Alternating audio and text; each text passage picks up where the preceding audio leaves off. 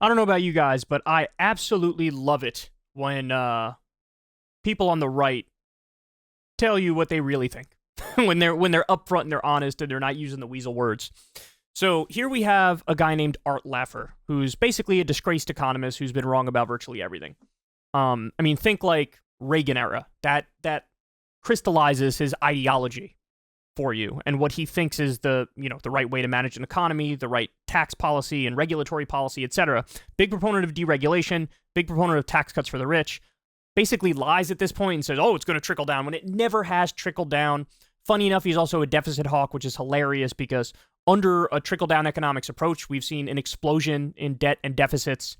Turns out when you cut taxes on the rich, you take in less revenue and you start running deficits. Shock. Who could have seen it? They argue, by the way, if you cut taxes for the rich, it'll unleash the beast of the free market and you'll have so much economic growth that even though the rich are paying a lower percentage for taxes, they actually bring in more money. It's not true. We've run the experiments. We've crunched the numbers. It's not true. Anyway, I'm off on a side tangent here. But Laffer goes and talks to Larry Kudlow, another one of his acolytes, another one of these trickle-down economics proponents. And he's going to tell the truth, what he thinks about the retirement age, what he thinks about Social Security, what he thinks about Medicare, and it is quite something. There are lots of other things to think about in Social Security. When we did it with Reagan, we extended the age of retirement. People are living longer. They're healthier. I'm 82. I'm still working. What we need to do is extend the age of retirement to reflect the longevity of the American people. That's there.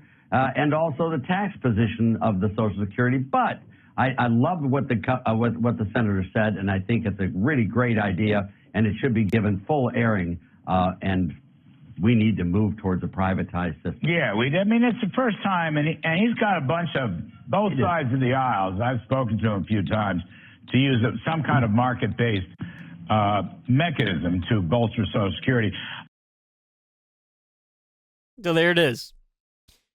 He says, we need to raise the retirement age. He goes, quote, I think he said I'm 82, not 81, but he wrote 81 here. I'm 82, I'm still working. Thank you for being honest about your agenda. Privatize Social Security and raise the retirement age maybe as much as to 82. He's 82. He's still working. Wow, that's dark. By the way, we're seeing in France, what is it? Macron tried to raise the retirement age from 62 to 64, and basically Paris burned down. Like you had literally hundreds of thousands of people in the streets. Millions when you add up like all the days that this has been going on. Just total, they're fighting back aggressively. Then Macron was like, oh, this isn't going to work, so I'm just going to force it through. And he did. They had a no confidence vote to try to get him to step down, but that failed. But he's still like massively politically injured now. I mean, he has a 28% approval rating. It's probably going to go down even more. So people are fighting back, and that's just from 62 to 64. So the current U.S. age of retirement, 66 to 67, around there, right? I think might be a little lower in some places. Anyway, it doesn't matter. But he's saying, I'm in my 80s and I'm still working. Is that what you want to do? You want to force grandma or grandpa to work? You want to force them? Well, what if they're working a job that's very physically taxing? What if they're working a job that's a lower wage job where it's very difficult, it's very hard on them, they don't make enough money for it to really be worth it, but they do. They want to force people back to work. By the way, especially given the situation now that we have what they call a tight labor market, right? So the unemployment rate is low. So what are they trying to do? They're trying to bring in child labor. In a lot of states, Republican governors are ushering in more child labor, and they're trying to get older people in there to undercut and pay lower wages. That's what their goal is. It's amazing when you see it all laid out in front of you just how loathsome these people are. Even the privatizing Social Security point. Guys, stop and think about it. George W. Bush tried this. If he succeeded, what would have happened in 2008, 2009, when the economy fell off a cliff? What would have happened? People's retirements would have been wiped out. And then what?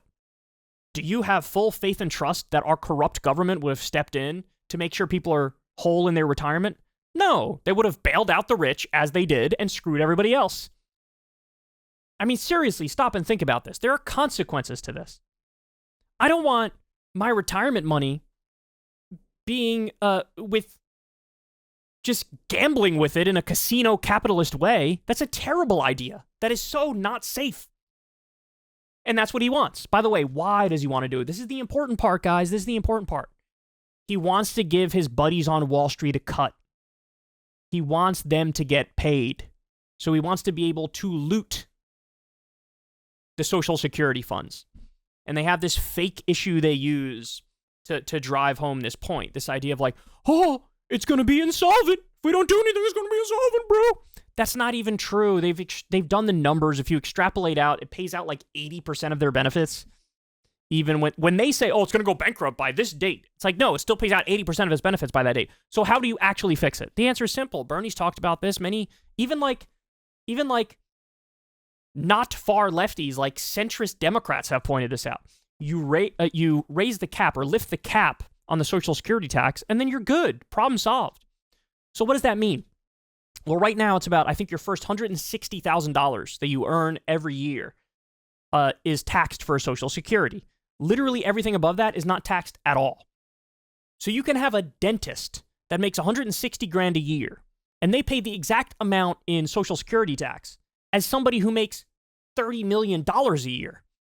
Why should they pay the same number? No, tax the person who makes $6 million more, and then we fund Social Security forever.